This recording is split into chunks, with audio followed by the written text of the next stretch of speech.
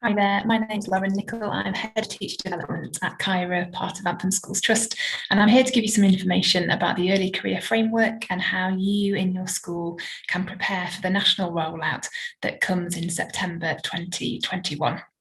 Just so you know, alongside this video, you will get a handout with all of the notes and the information that I'm sharing with you. So feel free to take notes, but don't worry about capturing everything that I say. There will be a handout available after this recording.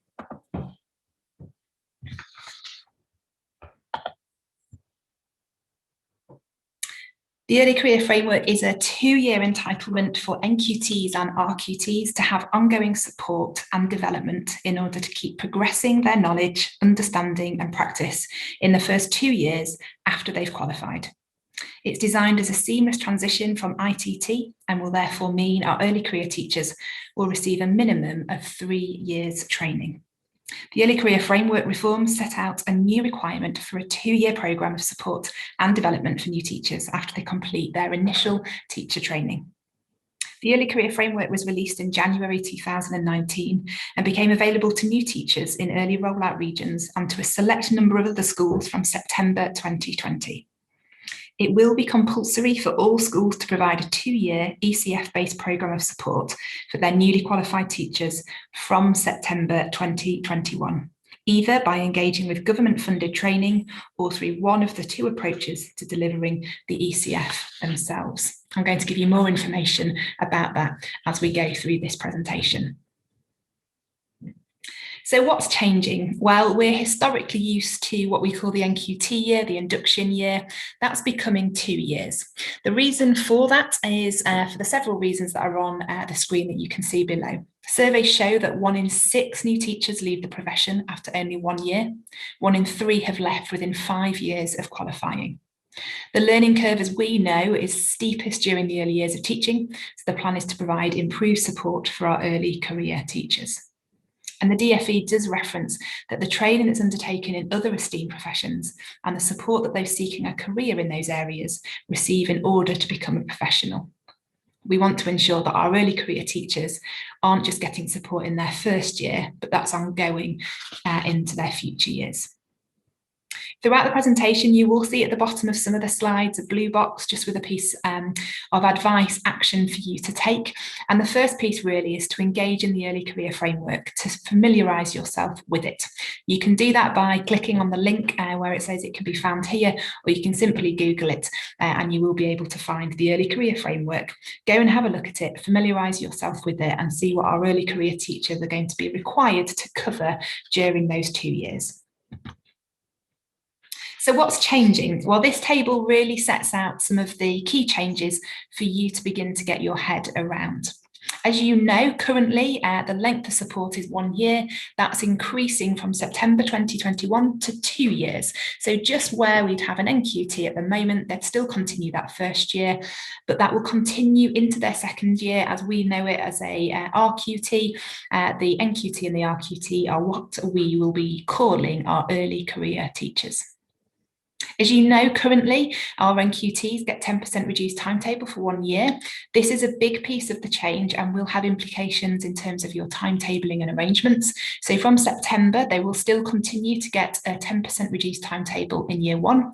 However, in year 2, they will be entitled to a 5% reduced timetable.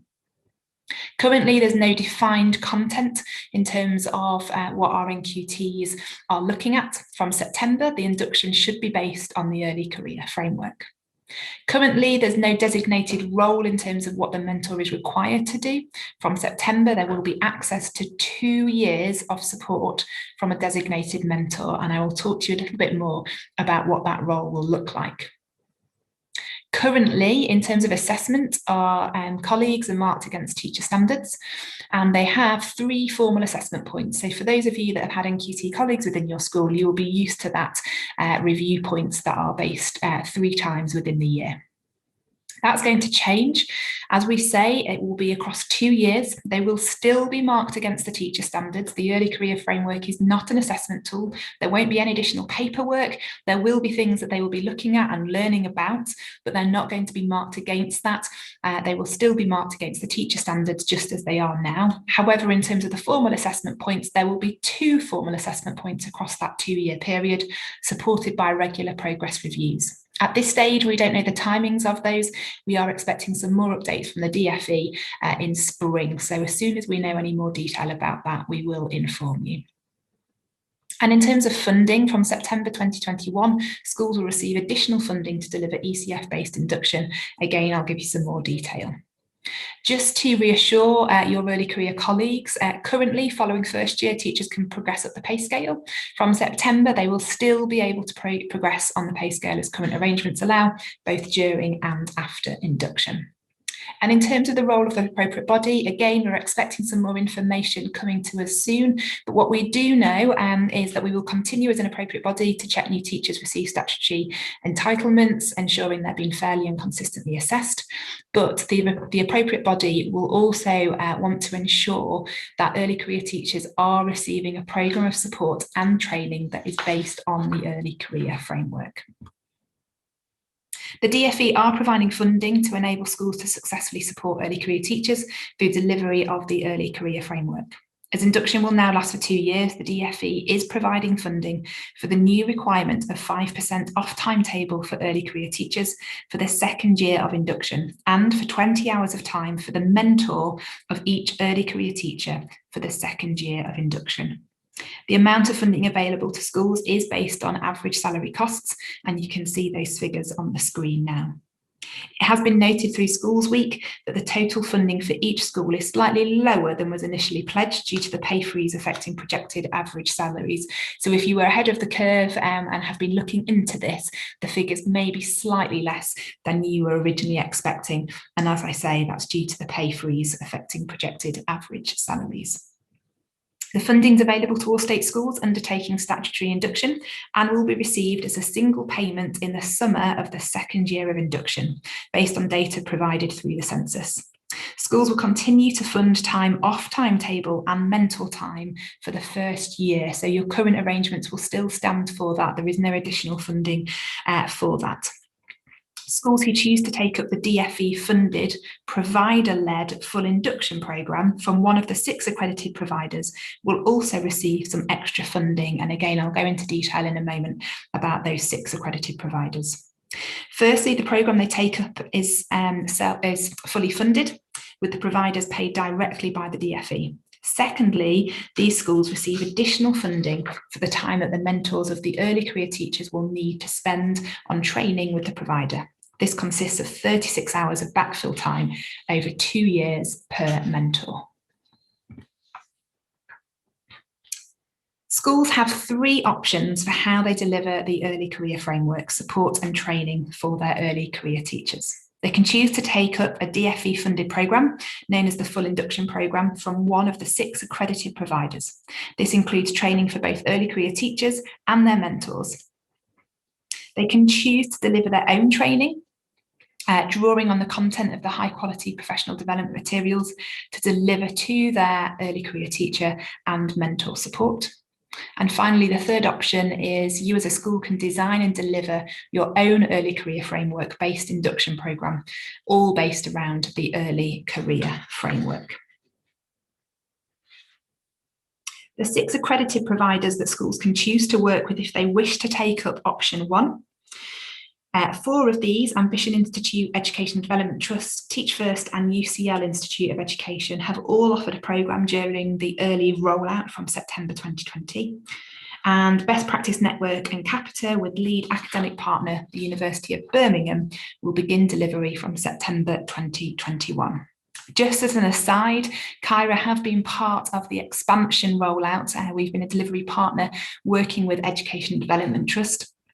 We do have some experience of working with them and know the materials really well and the sort of support that the early career teachers that have taken part in that and the mentors have received. And I'm really happy to talk to you about that if you'd like some more information. The 6 national providers will work with local delivery partners in different areas, including the new teaching school hubs. The relationships between national providers and local delivery partners are currently being established. We at KYRA are in conversations with the Teaching School Hub and are very much working in partnership with them. We're currently going through a selection process, and once a national provider has been selected, we will keep you updated and inform you accordingly. The 5 core areas of the ACF you can see on the screen. They're all designed to support the early career teacher development in the 5 core areas. These relate to the teacher standards, but are not exactly the same, and you can see them on the screen. Each learning section is split into 2 in the ECF, Learn That and Learn How To. It's asking teachers new to the profession to expand their knowledge and experience of each area and getting detailed tasks that are designed to be more actionable. One question we've had quite a lot of the time through the expansion programme that we've been part of is, do I still need to register with an appropriate body once I sign up to the early career framework? The answer is yes, appropriate bodies will continue to play a key role in induction. Again, there's an action at the bottom of your screen here. Do please register your ECTs with an appropriate body to ensure you're fulfilling statutory induction requirements. The role of the mentor is really pivotal in the success for our early career teachers. And so, again, an action here is to identify potential mentors from the existing staff of your school who has the skills and the experience necessary for this role. And I would ask colleagues that you really do consider this role quite carefully. This isn't just about who's got some spare time. We do really need mentors that are willing to take part in the extra training that's going to be delivered to them, that they're able to have experience and challenge, mentor, support our early career teachers. Their role is really, really important in the success of the early career framework. As I say, we've had experience working with Educational Development Trust, and this is just a screenshot from one of their delivery models. So I'm not saying this is exactly how it will look, but this just gives you a little bit of an idea of some of the additional training support that your early career teachers will get through the programme-led delivery. You can see it's split into the 2 years. As we say, the early career framework is across 2 years. And you can see across the 2 years where there is regional training, local group sessions and webinars. You'll also see at the bottom of the screen, weekly mentor sessions are still essential. So again, in terms of action, do begin to consider timetabling for September 2021 for your early career teachers. They will still need their weekly mentor sessions. There will still need to be some flexibility when they need to attend training and their local group sessions, or however the delivery provider sets out the year. And again, similarly, for one of the accredited providers, there will be additional support for mentors, additional training to ensure that they're doing the best job for our early career teachers. And again, you can just see a bit of an overview here. This is from EDT and the work we did with them, but this gives a bit of a snapshot of what the year would look like in terms of some additional training. So again, in terms of your action, do consider timetabling for September 2021, and do remember that they still need that mentor support in their second year. So you are going to have to find time available for the mentor to meet with the early career teacher to ensure that support is ongoing. This screen really just gives you a snapshot of those blue boxes that were on the bottom of the screen beforehand, just giving you a bit of a reminder of some of the information and actions that you will need to take. We will be emailing you, we will put more things on the bulletin for you to get in touch with, for you to be informed about. So please do keep an eye out for that, and we will try and ensure that you are as prepared as possible for the rollout of this that comes in September 21. And finally, my email address is on the screen now. If you do have any specific questions, please don't hesitate to give me an email, and I will do my best to answer your questions. As I say, more information is coming to us in spring, so we'll hopefully do another update for you then for any more information that you need. Thanks ever so much, colleagues.